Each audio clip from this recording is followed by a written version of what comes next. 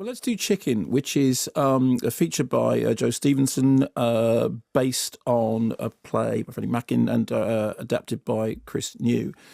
And the story is a young man played by Scott Chambers, superbly played by Scott Chambers, with learning difficulties, who is living in a caravan with his sort of volatile and violent brother, Polly, played by Morgan Watkins. I have to say, very convincingly played by Morgan Watkins. And at the beginning of the film, the land upon which they live is taken over by new owners, and Richard, the young man played by Scott Chambers, comes to befriend Yasmin Page's Annabel.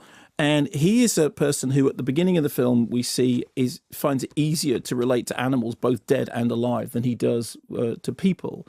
And during the course of the movie, what happens is that you follow him and in this kind of childlike innocence that he has, but also the kind of the very, very sort of volatile situation that he's in. And it's clear that him and his brother have reached a point in their relationship when things are sort of starting to spiral out of being tolerable. So on the one hand, it's a kind of rites of passage movie, but the things it reminded me of, there's a touch of Kes in there, in the sort of the kind of the beauty of nature against this sort of societal disorder. Somebody who the central character dotes on his pet hen, Fiona, who seems to be a sort of symbol both of his flightlessness but also of his nurturing qualities. I also thought in Scott Chambers' performance, hints of Leonardo DiCaprio in What's Eating Gilbert Grape, in terms of the brilliance with which everything is very precise.